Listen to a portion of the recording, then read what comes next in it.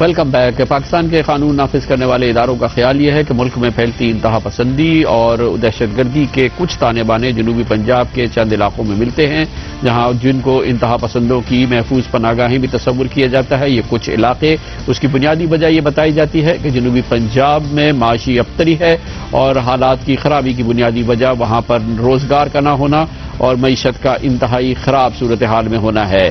اس سے پہلے ہم نے اپنی اس خصوصی سیریز میں آپ کو ڈیرہ غازی خان کا احوال بتایا تھا۔ آج ہم آپ کو لے کے چلتے ہیں مظفر گڑھ، جہاں پر ہمارے نمائندہ خصوصی غلام مصطفیٰ نے یہ رپورٹ ترتیب دی۔ ضلع مظفر گڑھ جنوبی پنجاب کا ایک انتہائی اہم ضلع ہے۔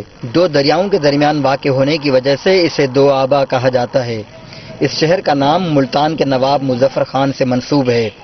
ملک کے معروف و مشہور سیاستدانوں کا تعلق اسی ضلع سے ہے۔ سابق وزیر اعلیٰ پنجاب سردار عبدالحمید خان دستی، سابق وزیر اعلیٰ اور گورنر پنجاب غلام مصطفیٰ کھر اور نوابزادہ نصر اللہ خان جیسے بڑے سیاستدانوں کا تعلق بھی اسی ضلع سے تھا۔ اب وزیر مملکت ہنا ربانی کھر اور جمشید دستی یہاں کے منتخب نمائندے ہیں۔ گزشتہ سیلاب میں یہ علاقہ بری طرح متاثر ہوا۔ دونوں دریاؤں کے سیلاب نے پورے ضلع کو ڈبو دیا، جس کے نتیجے میں 2.5 لاکھ ایکڑ پر کھڑی فصلیں تباہ ہو گئیں۔ اب یہاں کے کاشتکار بیج اور کھاد کی بڑھتی قیمتوں سے پریشان ہیں۔ پانی یہاں پر نہیں ہے، کھاد بیج اس قدر مہنگا ہے کہ جس کا کوئی حساب ہی نہیں ہے۔ دوسری جانب حکومت پنجاب نے 1965 میں لگائے گئے 2500 ٹیوب ویل ختم کر کے نیلام کر دیے ہیں، جو کاشتکاروں کے لیے گرتی ہوئی دیوار کو ایک اور دھکا ثابت ہوا۔ ضلع مظفر گڑھ کا شہر بھی کوئی بڑا شہر نہیں، لیکن یہ چھوٹا شہر بھی بڑے شہروں کی طرح فراہمی و نکاسی آب کے سنگین مسائل کا شکار ہے۔ کروڑوں روپے کی لاگت سے بنایا گیا سیوریج کا نظام ناکارہ ہو گیا۔ ہم سیوریج کے لیے بنائے گئے منصوبے کی جگہ پہنچے تو وہاں تالا لگا ہوا تھا، جبکہ یہاں سیوریج کے پانی کی نکاسی کے لیے تاحال بجلی تک میسر نہیں تھی، اور عوامی رقوم سے خریدا گیا 30 لاکھ روپے سے زائد کی لاگت کا یہ جنریٹر بھی کسی استعمال میں نہیں۔ شہری سیوریج کے لیے بچھائی گئی لائنوں سے بھی مطمئن نہیں۔ سارا پورے کا پورا بند ہے۔ 1 فٹ والی پائپ لائن پورے شہر میں ڈالی ہوئی ہے۔ 1 فٹ میں کیا چلتا ہے؟ ایک شاپر پھنس جائے رک جائے گا۔ مظفر گڑھ میں شہریوں کے لیے فراہمی آب کا منصوبہ 42 کروڑ 82 لاکھ روپے لاگت سے 3 سال قبل شروع کیا گیا۔ اس منصوبے کے تحت بننے والے پانی کے 6 ٹینکوں میں سے ابھی تک 2 بھی مکمل نہیں ہو پائے، جبکہ شہر سے باہر ایک نہر کے کنارے 24 ٹیوب ویل لگائے جانے تھے، جس میں سے اب تک صرف 10 لگ پائے ہیں، لیکن اس منصوبے سے بھی تاحال پانی کی فراہمی شروع نہیں ہو سکی۔ واٹر سپلائی اسکیم ہماری مظفر گڑھ شہر کے لیے ہے۔ بیسک میسو جو میگا سیوریج اسکیم ہے وہ آپریشنل ہو گئی ہے ہماری اسی مہینے سے، اور ٹیسٹ ٹرائل پہ چل رہی ہے۔ مظفر گڑھ میں اس وقت 3 پاور پلانٹ مظفر گڑھ، محمود کوٹ اور کوٹ ادو میں قائم ہیں، جبکہ ایک آئل ریفائنری اور کئی ٹیکسٹائل اور جوٹ ملز ہیں، لیکن لوگوں کو شکایت ہے کہ یہاں قائم صنعتوں میں مقامی لوگوں کو روزگار نہیں دیا جاتا۔ جو کام کر رہے ہیں وہی کر رہے ہیں، نواں بندہ کوئی بھی برتن نہیں کر رہے۔ وہ گزشتہ 3 سال میں حکومت نہ تو مظفر گڑھ کے شہریوں کو میٹھا پانی فراہم کر سکی ہے اور نہ ہی انہیں سیوریج کا نظام دے پائی ہے۔ یہاں کے لوگوں کا کہنا ہے کہ سیاسی لحاظ سے اس زرخیز ضلع کی فصل اب وہ کاٹے گا جو یہاں کے لوگوں کے مسائل حل کرے گا۔ ضلع مظفر گڑھ میں بچوں کو اسکولوں کے بجائے مدرسوں میں بھیجنے کا رجحان ہے۔ ذرائع کے مطابق اس علاقے سے انتہا پسند تنظیموں کو دہشت گردی کے لیے را مٹیریل بآسانی مل جاتا ہے، جس کی بڑی وجہ غربت ہے۔ جہادی تنظیموں کی شکل میں یہاں پہ انہوں نے مراکز قائم کیے ہوئے ہیں، یہاں پہ دفتر قائم کیے ہوئے ہیں۔ جو غریب لوگ ہیں، غریب طبقہ کے لوگ ہیں، وہ ظاہر ہے وہ چاہتے ہیں کہ ہمارے بچے مدرسے میں چلے جائیں تاکہ 2 وقت کی روٹی بچ جائے۔ اتنا کہ معاملہ ہے کہ وہ روٹی بھی نہیں دے سکتے۔ ضلع میں اس وقت 2187 primary school, 11 higher secondary school اور 110 ہائی اسکول قائم ہیں، جن میں 150 سے زائد اسکولوں کی عمارتیں سیلاب کی تباہ کاریوں کا شکار ہو گئیں۔ حکومت پنجاب نے ان کی اثر نو تعمیر کے لیے 18 کروڑ روپے جاری کیے ہیں۔ فی الوقت ان اسکولوں کے بچے دوسرے قریبی اسکولوں میں زیر تعلیم ہیں، جبکہ یہاں کے کالج کی حالت بھی کچھ زیادہ اچھی نہیں۔ یہاں پنجاب کی کسی یونیورسٹی کا کوئی کیمپس قائم نہیں کیا گیا۔ ضرورت یونیورسٹی کی بھی ہے، یہاں کو کیمپس ہونا چاہیے ذیلی۔ مظفر گڑھ کے لوگوں کا کہنا ہے کہ وہ غربت اور بے روزگاری کے افرید سے تنگ آ چکے ہیں۔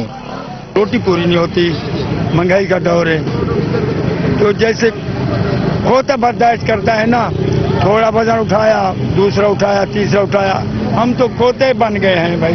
यहाँ के मकीन शाकी हैं कि 3 साल में हुकूमत ने इन्हें रोजगार देने का वादा वफा नहीं किया। हमने किसी को कहा कि हमने भर्ती होना है या हमारी कोई सफारी, उन्होंने बोला 2.5 लाख रुपए दे दो, 2 लाख रुपए दे दो। मुजफ्फरगढ़ की एक तहसील ताहाल तालका अस्पताल से महरूम है। जिले अस्पताल में अगरचे सफाई सुथराई का इंतजाम अच्छा था, लेकिन दिल का वार्ड बंद है। मरकज़ तौलीद सेहत का भी इंतजाम नहीं और नहीं यहाँ कोई बर्न्स वार्ड है। सरकारी फाइलों में इस जिले अस्पताल का ग्रेड अभी तक C है। 3 साल के अंदर नए हॉस्पिटल कोई नहीं बने, वही बेसिक हेल्थ सेंटर है। यहाँ 76 बेसिक हेल्थ सेंटर है, 13 रूरल RSC हैं, वही जो है वही चले आ रहे हैं। इस शहर को क्यों नजरअंदाज किया जा रहा है, ये सवाल किसी सियासतदान या इंतजामी फर्ज से करने के बजाय हमने राह चलते एक मोटरसाइकिल सवार से किया। यहाँ पर तमाम मेरे ख्याल में सीटें जो है ना वो PP ने ली थी। यहाँ से कोई भी यहाँ मुस्लिम लीग नून का जो है ना वो नहीं इक़्तिदार आया कोई भी, और इसी वजह से जो है ना एक दूसरे को खींचातानी लगी हुई है। प्रोग्राम आज कामरान खान के साथ के लिए कैमरामैन आसिम फारूक भट्टी के साथ गुलाम मुस्तफा, जियो न्यूज, मुजफ्फरगढ़। मुजफ्फरगढ़ का अहवाल जनूबी पंजाब के दूसरे अजला से कोई मुख्तलिफ नजर नहीं आता।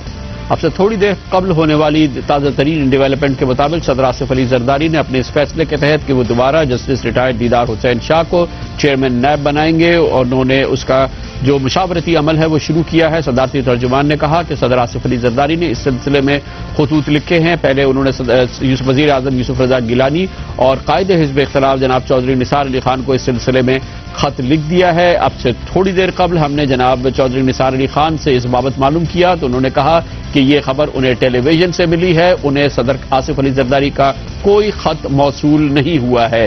सदारती तर्जुमान ने यह नहीं बताया कि इस सिलसिले में जो सबसे अहम मुशावरत चीफ जस्टिस ऑफ पाकिस्तान से होनी है, क्या उस सिलसिले में सदर आसिफ अली जरदारी ने चीफ जस्टिस साहब से राब्ता किया है, उनसे मुशावरत का अमल शुरू किया है या नहीं। कमर्शियल ब्रेक और उसके बाद जिक्र करेंगे एक बहुत अहम मामला अफगान ट्रांजिट ट्रेड से मुंसलिक। अफगान ट्रांजिट ट्रेड के तहत कराची पोर्ट में जो कंटेनर्स आए हैं अब वो तकरीबन 8000 से जायद कंटेनर्स हैं। इस मामले पर आमद और रफ्त और तरसील का अमल रुक गया है। हालिया तहकीकात के नतीजे में पाकिस्तान को भी शदीद नुकसान हो रहा है, इस कारोबार से मुंसलिक लोगों को नुकसान हो रहा है और FBR हाथ पे हाथ धरे बैठी है। इसका अहवाल सुनिएगा कमर्शियल ब्रेक के बाद। Welcome back. हालिया दिनों में तफसीलात सामने आई थी, करप्शन स्कैंडल का इंकशाफ हुआ था। सुप्रीम कोर्ट ऑफ पाकिस्तान ने इसका नोटिस लिया था और फेडरल टैक्स ओम्बुड्समैन ने तहकीकात की थी, जिसके नतीजे में बात साबित हुई थी कि अफगान ट्रांजिट ट्रेड के तहत होने वाले कारोबार में अरबों रुपए की करप्शन हुई है। सुप्रीम कोर्ट ऑफ पाकिस्तान के अहकामात के बाद इसका इंकशाफ हुआ था, जिसके बाद FBR ने अपने ऑफिशियल्स को सस्पेंड किया था, सैकड़ों ऑफिशियल्स को उनकी पोजीशन से हटाया था और इस बात का इंकशाफ हुआ था कि इस करप्शन स्कैंडल में NLC का मरकजी किरदार रहा है। इस स्कैंडल के सामने आने के बाद FBR चाहिए तो ये था कि इस मसले का हल निकालती, तेजी से इस कारोबार को जो कि पाकिस्तान की मईशत में जिसका बड़ा हिस्सा है इसको चलने देती, लेकिन जल्दी में फैसला किया गया और फौरी तौर पे NLC का ये इख्तियार वापस लिया गया, जिसमें कहा गया था कि वो निजी ट्रांसपोर्टर्स के जरिए अफगान ट्रांजिट का सामान कराची की बंदरगाह से अफगानिस्तान के बॉर्डर्स तक पहुंचाए। इस के नतीजे में जो गुज़िश्ता माह 26 फरवरी को किया गया एक नया बहरान पैदा हो गया है। कराची में अफगान ट्रांजिट ट्रेड के तहत जो सामान पहुंच रहा है, जो कंटेनर्स पहुंच रहे हैं,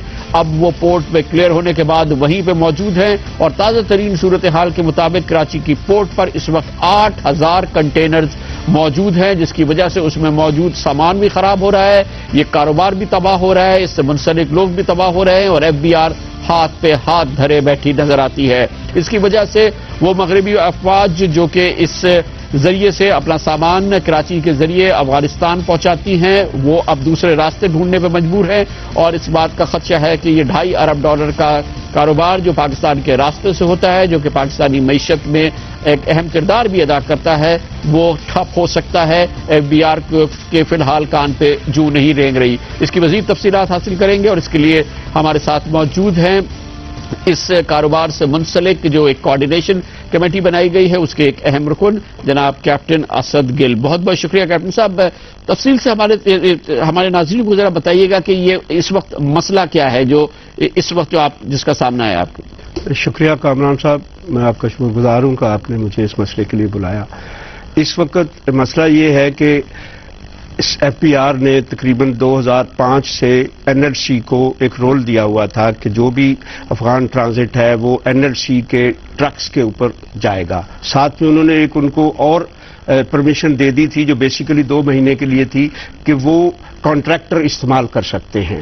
اب وہ جو کانٹریکٹر تھے وہ basically at the end of the day وہی فارورڈرز تھے جو لے کے آتے تھے, لیکن کیونکہ بیکاز آف دی جو یہ سی جی او تھا اس کی وجہ سے وہ مجبور تھے کہ ان کے تھرو ہی کام اچھا کریں. اور یہ 26 فروری کو اس اسکینڈل کے سامنے کے آنے کے بعد یہ جو کنسیشن دیا گیا تھا یا یہ جو معاہدہ تھا یہ ختم کیا گیا, این ایل سی کو یہ اختیار واپس لے لیا گیا, اس کے بعد کی صورتحال کیا ہے؟ اس کے بعد کی صورتحال یہ نا جی کہ انہوں نے جو 2005 کا ای سی کا لیٹر تھا اس کو ٹرو لیٹر اینڈ اسپرٹ میں امپلیمنٹ کر دیا, جس کے حساب سے N L C has to transport it by their own trucks. اب وہ سی بی آر یہ کہہ رہا ہے کہ آپ اپنے ٹرک استعمال کریں. اپنے ٹرک این ایل سی کے پاس ہے نہیں. جب ان کے پاس ہے نہیں تو سارے کنٹینر پڑے ہوئے ہیں, کیونکہ ہم تو لوکل مارکیٹ سے ایک این او سی لے کے, جس این او سی کے وہ پیسے لیتے تھے وہ اس کی بیس پہ ہم لوگ کر رہے تھے. لیکن اب وہ این او سی ایکسیپٹ نہیں ہو رہی اور نہ کوئی ایف بی آر نے آلٹرنیٹ دیا. اچھا اس سے کیا اس وقت کیا پوزیشن ہے, کیا مسائل کیا ہیں جو اس کی وجہ سے اب پیدا ہوئے ہیں؟ اس وقت پورٹ کی کیا صورتحال ہے اور اس کاروبار کو کیا دھچکا لگ سکتا ہے؟ پورٹ میں کامران صاحب اس وقت تقریباً 8,000 کنٹینر 26 سے لے کے اب تک پائل اپ ہو گیا ہے.